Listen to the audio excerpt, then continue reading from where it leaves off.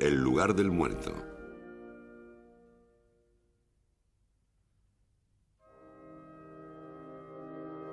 ...3,15 metros por 6,68.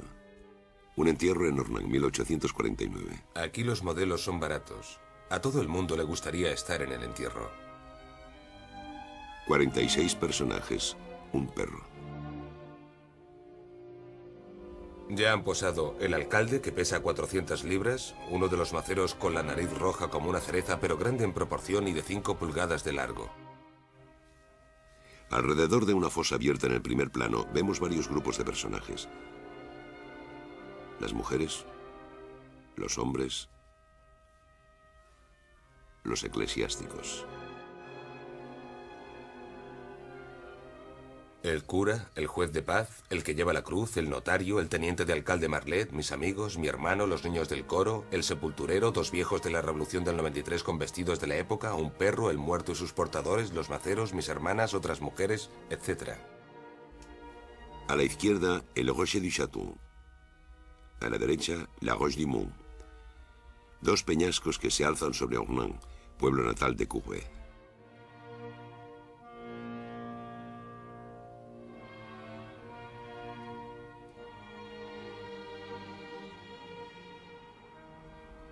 Ornans, franco condado, a 25 kilómetros de Besançon, 3.000 habitantes en la época. El Loup es una resurgencia del Doubs. Entonces se pensaba que era un río nacido en la montaña. Courbet pintó muchas veces su fuente, sus hoces, sus paisajes calizos.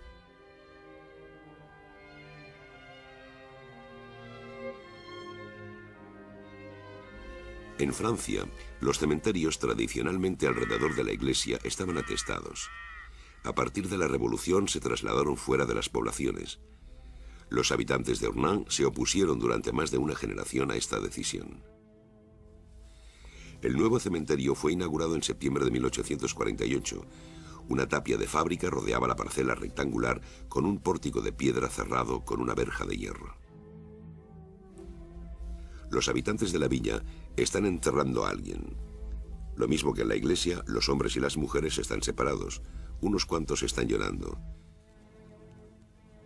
El sepulturero ha puesto su chaqueta y su gorro de lana en el borde de la fosa recién cavada. Espera arrodillado. 4 portadores, traje negro, guantes blancos, grandes sombreros de borde redondo, sostienen el ataúd con la ayuda de telas blancas.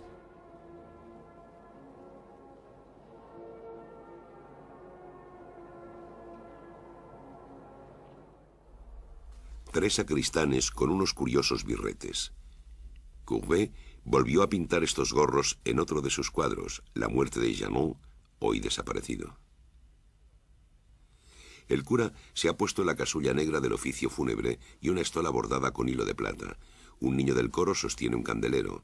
Levanta la cabeza hacia uno de los portadores, posiblemente porque acaba de darle en el gorro con su cirio. El otro niño del coro sostiene el recipiente de agua bendita.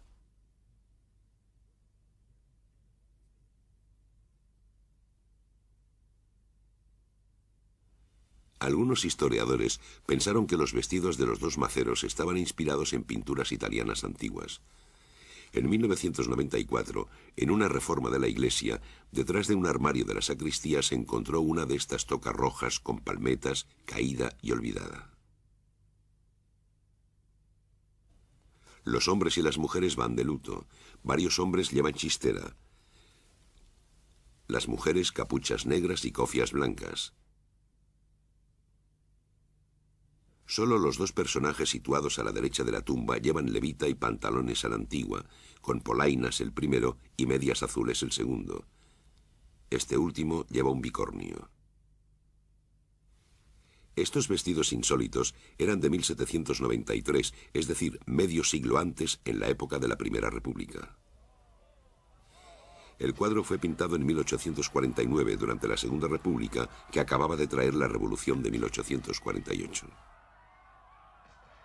Febrero de 1848, el motín popular destronó al rey Luis Felipe. Se restablecieron las libertades, pero eso no acabó con el paro y la miseria. 3 meses después estalló otra revolución, barricadas en París. La insurrección fue ahogada en sangre. Ejecuciones sumarias, destierros, deportaciones.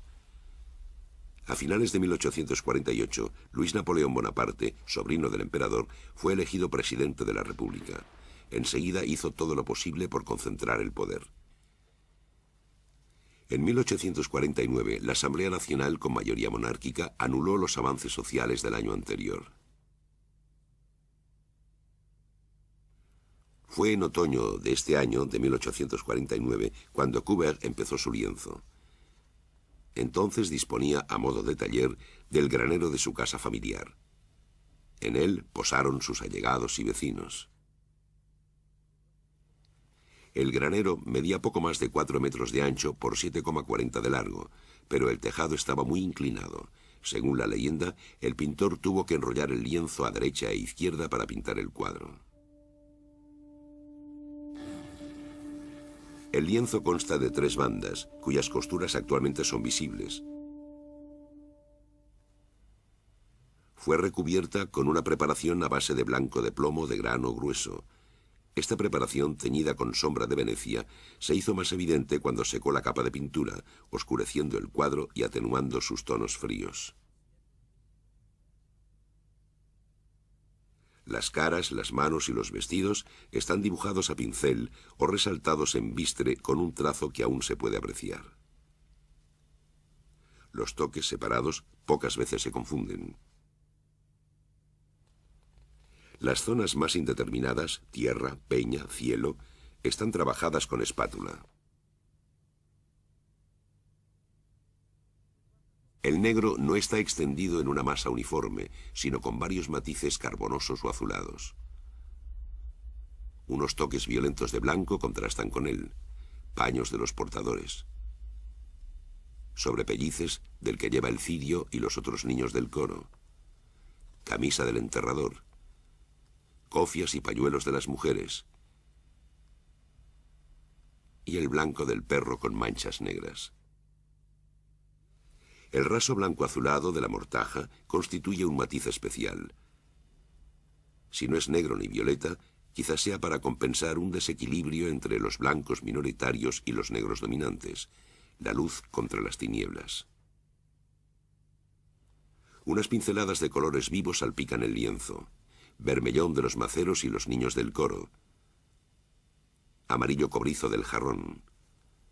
Blusa verde oliva sobre la que está arrodillado el sepulturero. Medias azules, pantalón verde, traje gris y chaleco pardo del viejo revolucionario.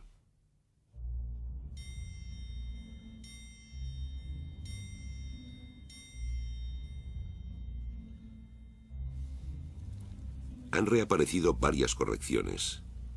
El sombrero de uno de los portadores está desplazado. Una mujer con capucha está borrada. Un perfil de hombre también está desplazado. El cuadro es más o menos el doble de largo que de alto. Su formato panorámico está realzado por la cresta de los peñascos. Los personajes están representados a tamaño natural, lo que refuerza el efecto de realismo. En un apunte se esboza una primera idea del cuadro. Un cortejo avanza de derecha a izquierda, encabezado por el ataúd y los eclesiásticos. Detrás van los hombres y por último las mujeres. El sepulturero está arrodillado en el extremo izquierdo, delante de una tumba que se adivina. En el cuadro, la composición es más compleja. El grupo se ha estirado paralelamente al contorno de las rocas.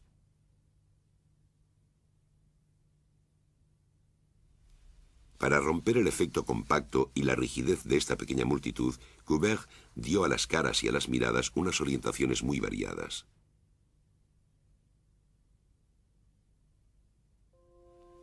El pintor representa un momento preciso. La procesión acaba de entrar en el cementerio y se ha dividido en 3 grupos.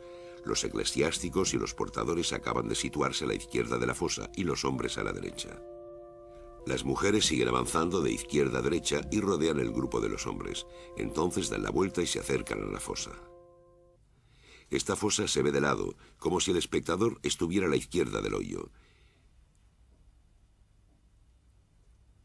Es uno de los escasos volúmenes representados de forma ilusionista, como el recipiente de agua bendita, los pliegues de la mortaja y la bola de crucifijo. Los personajes parecen sin perspectiva. Es lo que más desagradó al público de la época. Fueron comparados con figuras recortables. La imagen obedece a una construcción geométrica. La tumba se sitúa en el centro del cuadro. El crucifijo marca la primera cuarta parte. Los bordes de la tumba sugieren un punto de fuga en el astil del crucifijo. El ataúd está inclinado en la diagonal del rectángulo formado por la línea del horizonte y el borde inferior del cuadro. Los brazos del crucifijo están alineados en la diagonal del rectángulo superior. El crucifijo y las tibias cruzadas forman dos cruces oscuras y opuestas. En 1850, Courbet expuso el cuadro en Ornans, en Besançon y en Dijon. Luego lo inscribió en el Salón, única salida para un pintor joven. También creo que la pintura es un arte esencialmente concreto y solo puede consistir en la representación de las cosas reales y existentes. Es una lengua física en la que las palabras son todos los objetos visibles. Un objeto abstracto, no visible, no existente, no pertenece al campo de la pintura. El amigo de Courbet, el periodista Jean Fleury, había introducido en 1847 en las conversaciones de café la palabra realismo, y según él los pintores serían los principales representantes de la nueva corriente. El salón, después de la Revolución, se abrió a toda clase de temas sociales. Los pintores utilizaban formatos muy grandes, mostraban escenas domésticas y daban a sus héroes ordinarios la grandeza solemne de personajes históricos. Sus cuadros contrastaban con los asuntos fantásticos a los que estaba acostumbrado el salón. En 1849, Courbet expuso 10 obras en el salón. Con la sobremesa en Ornans obtuvo la segunda medalla, lo que le dispensaba en adelante de someter sus cuadros al jurado. La pintura fue comprada por el Estado para el Museo de Lille. En el salón de 1850-51 expuso otros 9 lienzos, entre ellos Los Picapedreros, hoy desaparecido, Los campesinos de Flachéry, volviendo de la feria, y Un entierro en Ornans. Seguramente Courbet esperaba que su cuadro fuera comprado por el Museo de Luxemburgo, como Los romanos de la decadencia de Thomas Couture 3 años antes. En el registro del salón lo inscribió con el título de Cuadro de figuras humanas, reseña histórica de un entierro en Ornans. La historia ha retenido un título más corto. Después de la violencia revolucionaria de 1848, la reacción política se fue transformando poco a poco en denigración agresiva de los críticos y los caricaturistas. Las señoritas de pueblo, los campesinos de Flachéry volviendo de la feria, los picapedreros. Papá, ¿por qué le llaman a esto pintura socialista? Pardiez, porque en vez de ser una pintura rica, es una pobre pintura. El entierro del señor Courbet. Se diría que su pincel se complace en la imitación sistemática de la naturaleza trivial y repelente, que sus preferencias se centran sobre todo en los tipos grotescos, en todas las deformidades de la fealdad física. Una caricatura de Bertheil, que lo único que conserva del cuadro es el perro y los 2 maceros, dibuja las lágrimas de la mortaja como cacas de perro. Varios años después, la caricatura que hace Echam del estudio pone en manos del pintor una escobilla en vez de un pincel. En 1855, varios de sus lienzos fueron aceptados para la Exposición Universal, pero en cambio el entierro y el estudio fueron rechazados. Courbet, desafiante, los expuso en un barracón que hizo construir en la avenida Montaigne, no lejos de la sección de Bellas Artes de la exposición. Lo volvió a hacer para la exposición de 1867. Nunca tuve más maestros en pintura que la naturaleza y la tradición, que el público y el trabajo. En 1881, 4 años después de la muerte del pintor, su hermana Juliette retiró el cuadro de la venta en subasta y lo donó al Estado. Al año siguiente fue expuesto en el Museo del Louvre, donde permaneció expuesto durante un siglo, al lado de los grandes cuadros de Gros, Géricault y Delacroix. En 1986, el entierro fue trasladado al Museo d'Orsay. 2 años antes de pintar el entierro, Courbet había viajado a Holanda. Allí le impresionaron vivamente los retratos de los gremios del siglo XVII, como La Ronda de Noche de Rembrandt, o La Compañía del Capitán Alec Croc de Thomas Kaiser, o también La Pequeña Compañía de Franz Hals, en cuyos sombreros pudo haberse inspirado. Y sobre todo, La Compañía del Capitán Vicker de Van der Helst. La disposición escénica permite pintar numerosos personajes y resaltar los vestidos, los accesorios, las fisonomías y los gestos. Otra probable influencia eran los cuadros de Goya, que estuvieron expuestos en París en los 10 años anteriores en la Galería Española de Luis Felipe, la gran atracción de la época. Estilo tenebroso, trazos fuertes, vestidos, realismo llevado a veces hasta la caricatura.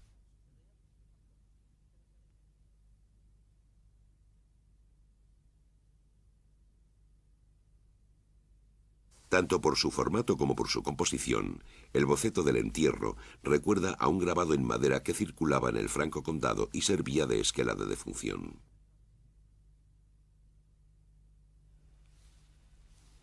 Con sus personajes pertenecientes a 4 generaciones sucesivas, el cuadro también evoca los grabados populares sobre las distintas edades. Una pirámide muestra las edades de la vida. Otra imagen muy corriente en la época era la de las ceremonias de la vuelta de las cenizas del emperador Napoleón en 1840. Courbet asistió a parte de las ceremonias de París y vio los grabados. Seguramente se acordó de ellos al pintar el cuadro. Las imágenes del baile de los muertos de Alfred Rethel también pudieron influir en Courbet. Justo después de la de 1848, Rethel muestra la vanidad de todas las revoluciones. En todas las culturas del mundo, los rituales funerarios ocupan un lugar social de primer orden. Sirven para unir en la pena a las comunidades campesinas o urbanas. Quizá en el entierro haya un recuerdo de todas estas tradiciones que asocian los cortejos fúnebres con los bailes macabros gesticulantes. Terminamos este carnaval con una procesión solemne por todo el pueblo. El efecto era fúnebre y siniestro. Procesiones caricaturescas, cortejos ridículos, farándulas de carnaval, todo vale para conjurar la muerte. Folclores que, con frecuencia, convierten las ceremonias fúnebres más serias en farsas burlescas.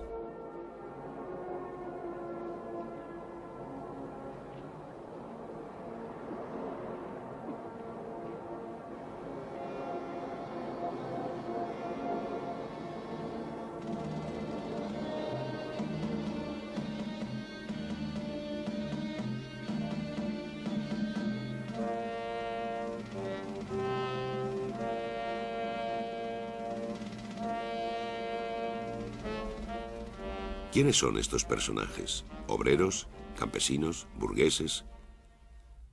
A partir de los recuerdos de los habitantes de Ornans, los registros civiles, los memoriales y las actas notariales, los historiadores han podido conocer la identidad de los personajes del cuadro.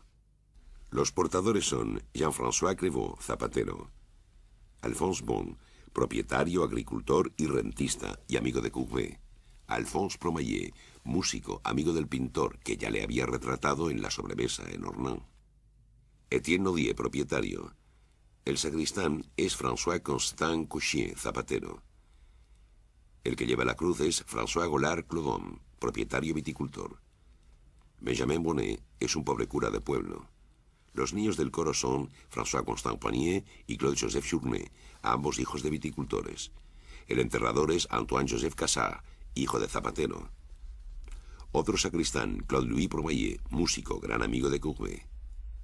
Los maceros, Jean-Baptiste Michelier, viticultor acomodado; Pierre Xavier Clement, zapatero muy modesto.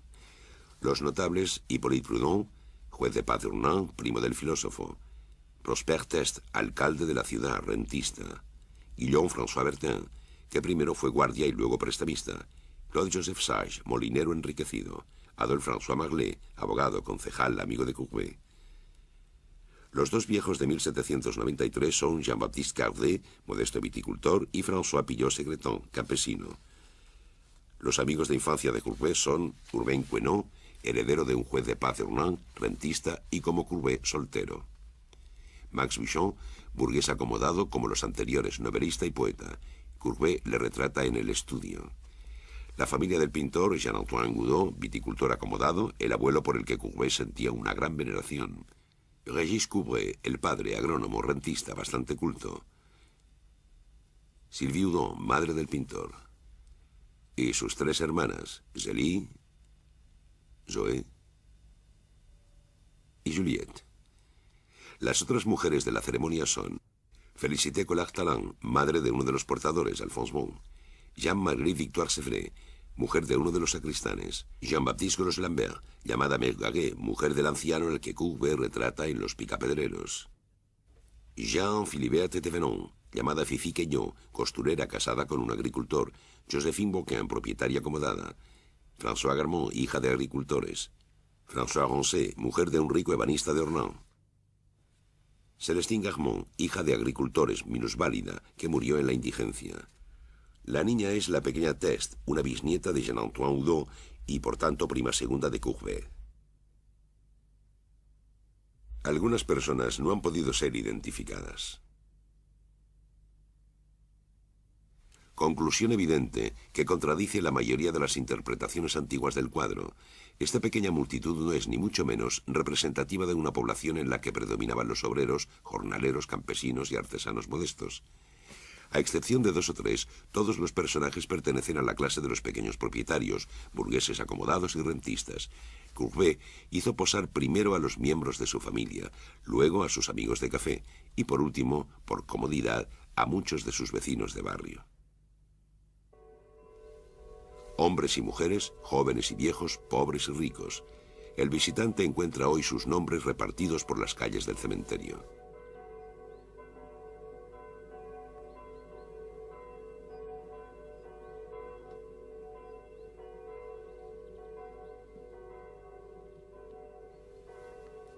El propio Courbet, muerto en el exilio en Suiza, está enterrado en Hernán. Es posible que el pintor haya querido reflejar en su cuadro las sordas amenazas políticas del verano de 1849. Hasta el punto que hay quien afirma que la escena es el entierro simbólico de la República. Según algunos, Courbet destaca un enfrentamiento entre los republicanos y la Iglesia, a la que se consideraba conservadora. Pero la revolución de 1848, impregnada de socialismo utópico, abogaba más bien por un entendimiento universal. En algunas representaciones de la época, el cortejo de los pueblos liberados está dominado por Cristo, como el entierro de Courbet lo está por la cruz. Cristo se alza sobre un paisaje de montaña como en las representaciones clásicas de la Pasión. Es un Cristo de madera, pintado en gris rosado, que parece vivo. El telón de fondo no es la Jerusalén espléndida, sino las rocas de un paisaje jurásico pelado. El Evangelio dice que en el momento de la agonía de Cristo en el Gólgota, la tierra tembló, se abrió, y la calavera de Adán, el primer hombre, enterrado desde hacía milenios, reapareció. La calavera está ahí. Es un detalle con pretensión edificante, como esos objetos que aparecen en las vanidades para recordarnos a todos nuestra suerte común. También evoca la escena del cementerio de Hamlet, que fue ilustrada por los artistas románticos como Delacroix.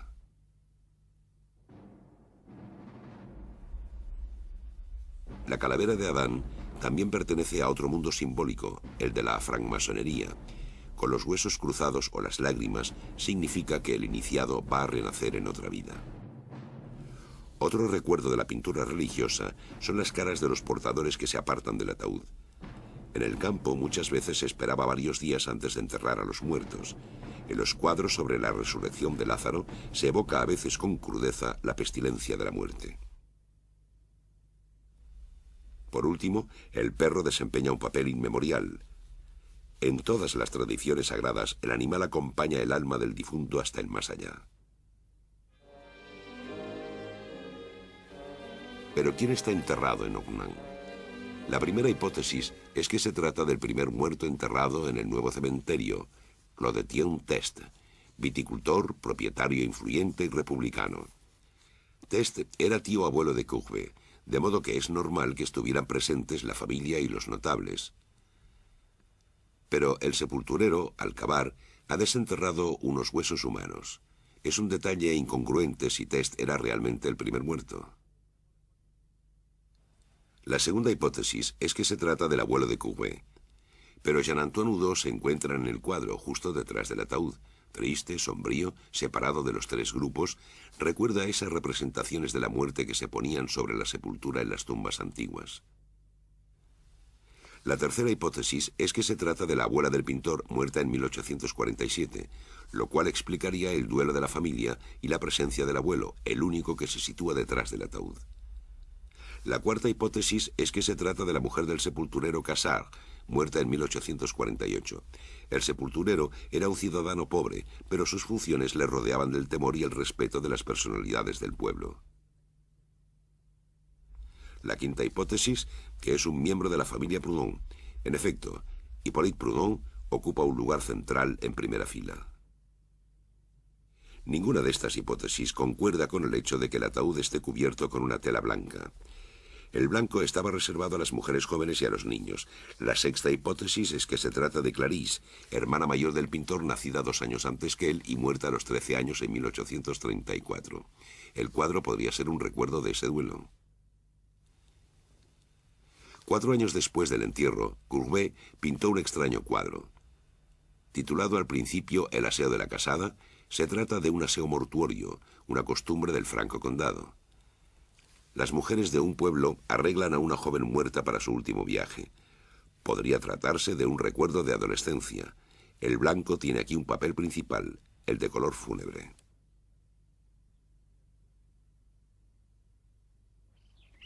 Entre 1847 y 1849, Courbet perdió a su abuela, a su abuelo y a su tío abuelo Test. En la misma época, las sepulturas del antiguo cementerio, entre ellas la de Clarisse, fueron trasladadas al nuevo. Podemos imaginar hasta qué punto fueron obsesivas las ceremonias fúnebres para el pintor y su familia durante estos años. La séptima hipótesis es que el ataúd contuviera los restos mezclados de toda una familia, trasladada del cementerio antiguo al nuevo. El pintor dijo una vez con ironía: es el entierro del romanticismo. Y el cuadro, última hipótesis, es como el entierro del joven pintor en persona, llorado por los suyos. Como si Courbet dijera adiós a su imagen romántica y a los temas sombríos y novelescos de sus primeros cuadros. Las lágrimas y la osamenta del ritual, ya sea cristiano o masón, significaban que el iniciado pasaba a otra vida. Courbet se entierra a sí mismo para renacer a otra pintura.